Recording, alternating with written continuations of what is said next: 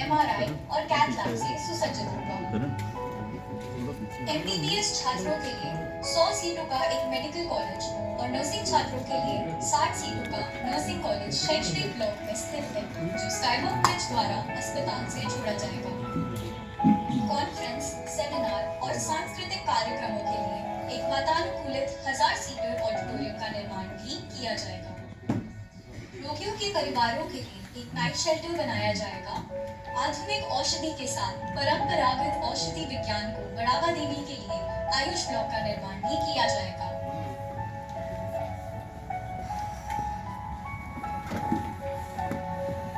दक्षिण भाग को उत्तरी भाग से जोड़ने के लिए हाईवे के नीचे अंडरपास बनाया जाएगा। सुविधाजनक एक्सेस के लिए हर ब्लॉक का डेडिकेटेड पार्किंग स्पेस बनेगा।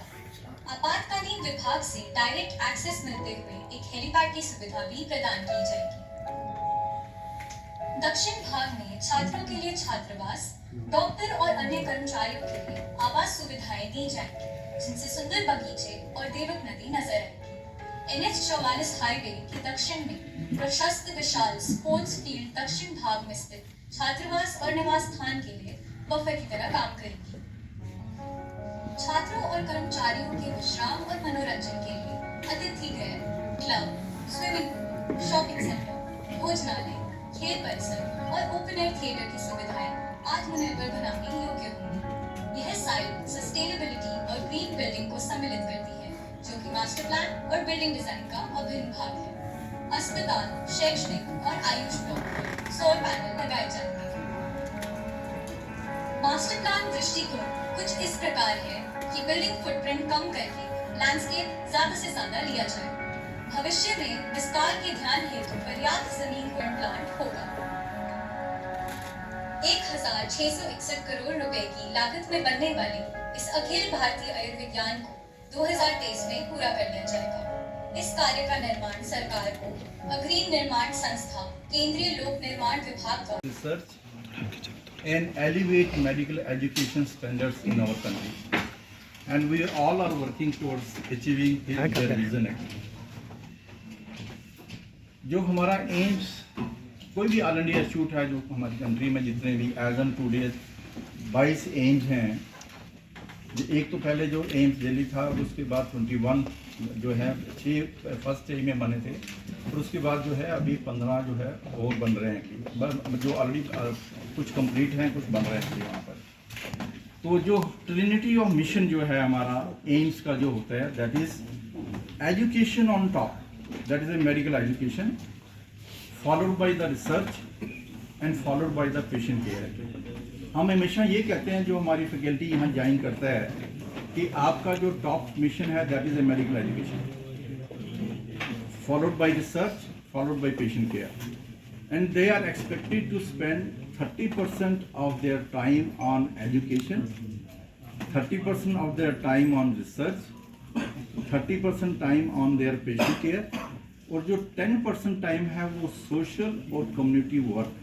This is a very important component हमारे एम्स का जो ट्रिनिटी ऑफ मिशन है उसका जो एम्पायर है। और उसके बाद जो है ना, जो हमारा गवर्निंग स्ट्रक्चर जो है, we are govern by this governing structure जो है।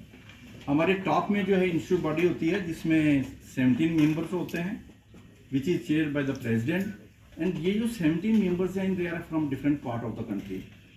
उसके बाद नीचे गवर्निंग बॉडी होती है, जिसमें 11 मेंबर्स होते हैं, जो ऑल पॉलिसी मेकिंग बॉडी होती है।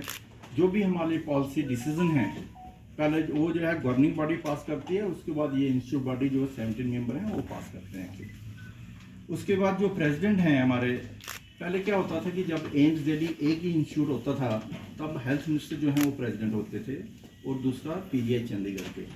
जब ये नंबर बढ़ते बढ़ते 22 हो गया, अब हेल्थ मिनिस्टर के लिए इतना डिफिकल्ट हो गया कि सब इंस्टीट्यूट की मीटिंग जो है मैं कैसे अटेंड कर सकता हूँ। तो उन्होंने क्या किया, जो निर्नोन पर्सन है नेशनली इंटरनेशनली, उनको उन्होंने प्रेसिडेंट जो है अपॉइंट किया है। हमारे जो प्रेसिडेंट हैं वो एम्स दिल्ली में डीन थे, उसके बाद वो डायरेक्टर ITRC में थे।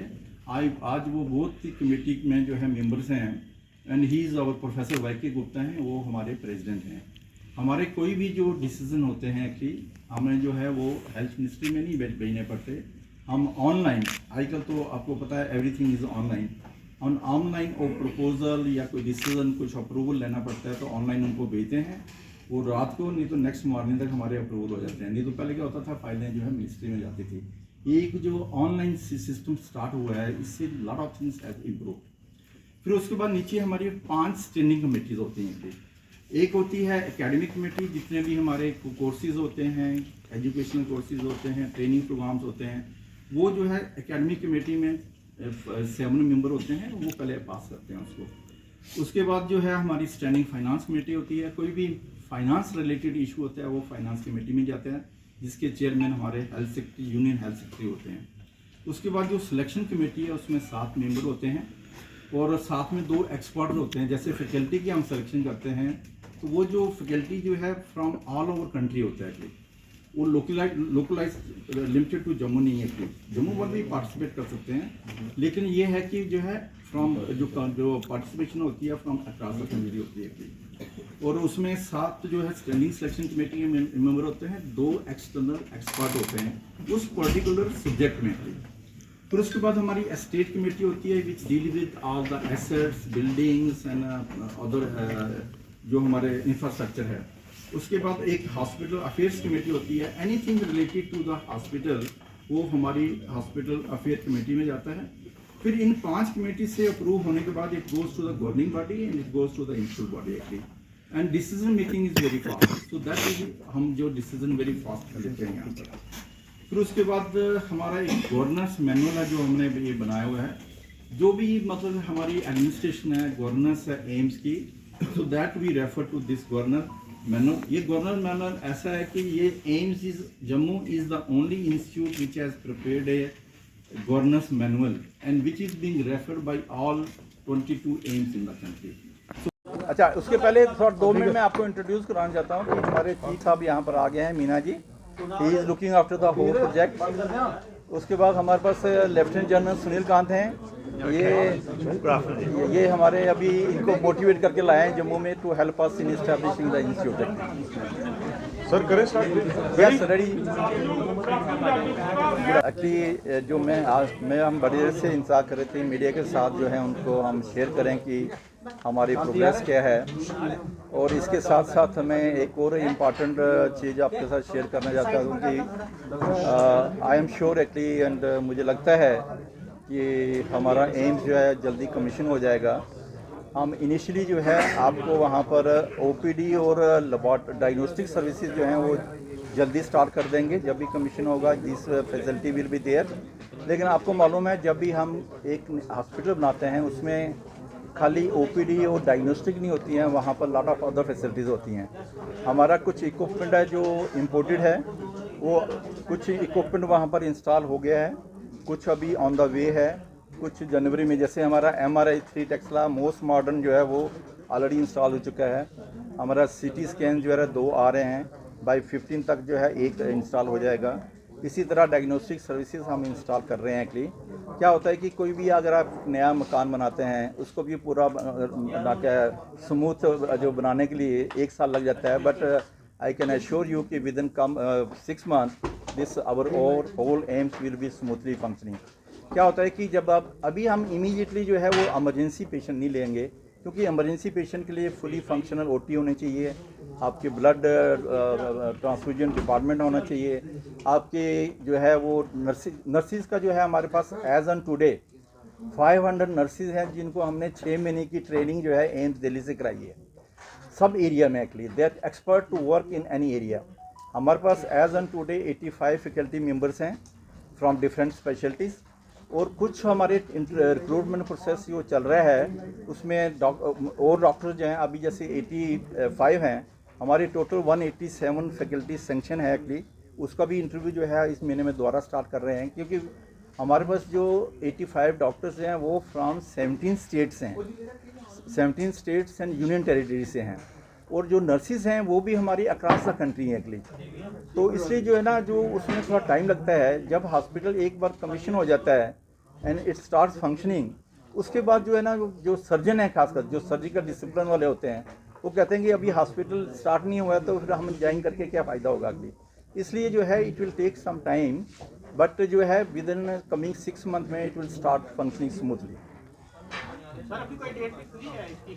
मुझे लगता है जो हमें हिंट्स मिल रहे हैं फरवरी में 18 फरवरी के बाद कभी भी हो सकता है क्लिक। तो ये हम भी जो है तैयारी कर रहे हैं उसके लिए, और उम्मीद है कि हम भी चाहते हैं कि इलेक्शन अनाउंस होने से पहले पहले हमारा एम जम्मू भी कमीशन हो जाए, ताकि हमें फिर उसके बाद क्या होगा कि एक बार अगर कोड ऑफ कंडक्ट लग गया तो उसके बाद 6 महीने फिर कुछ नहीं हो पाएगा।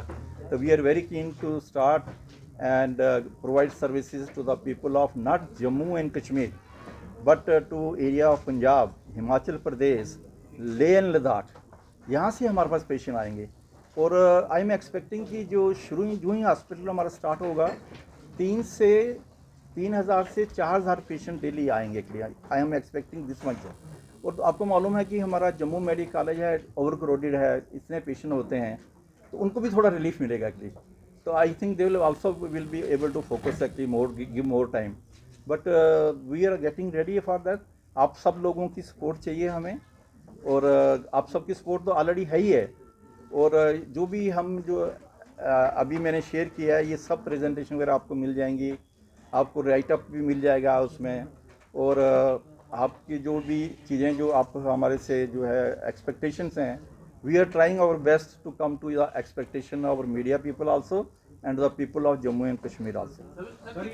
वो भी हमारा जो है दिल्ली एम्स ने इंटरव्यू कंडक्ट किया है, लिस्टें वो निकल गई हैं, और वो उनको टाइम मिलता है 1 महीना ज्वाइन करने के लिए। कुछ लोगों ने ज्वाइन किया और कुछ यह ज्वाइन कर रहे हैं। सिमिलरली जो है हमारा जो और स्पोर्ट्स सर्विसेज होती हैं, जैसे मैथ्स एंड कैटरिंग सर्विसेज होती हैं, लॉन्ड्री सर्विसेज होती हैं, या फिर और CSD वगैरह होती है, तो वो भी सारा प्रोसेस CSD वहाँ लग चुकी है। बाकी जो है वो टेंडर प्रोसेस चल रहा है, अवार्ड हो रहे हैं। तो आई एम श्योर एक्चुअली कि जल्दी से जल्दी जो है ये फुली फंक्शनल हो जाएगा। सारी जॉब जनरल स्पेशलिटी सभी plus super specialities also. Exact number तो बताना मेरे लिए मुश्किल है, बट हमारे पास 50 टोटल डिपार्टमेंट्स हैं जैसे मैंने शेयर किया, और उसमें से हमारे पास कोई 40 30 जो है वो हम OPD स्टार्ट कर लेंगे क्योंकि उसके साथ साथ कई इक्विपमेंट चाहिए होते हैं क्लियर। जैसे कहा है कि हमारा टोटल कंप्यूटराइज हॉस्पिटल होगा, ऑनलाइन होगा, डिजिटलाइज होगा, तो कुछ जो है अपॉइंटमेंट सिस्टम होगा। जैसे जो है आप ऑनलाइन जो है अपॉइंटमेंट ले सकते हैं, वो और जिसके साथ उनको अपॉइंटमेंट मिली है फिर डायरेक्टली उसी डॉक्टर के साथ अपॉइंटमेंट वहीं भेजेंगे वहाँ पर। So both system will be there actually. अगर जो वॉकिंग पेशेंट आते हैं उनको एक एरिया में हैंडल करेंगे, लगता है कि इनको स्पेशलाइज्ड ट्रीटमेंट है तो स्पेशलाइज्ड डॉक्टर के पास भेजेंगे। ऐसा एक सिस्टम डेवलप करेंगे।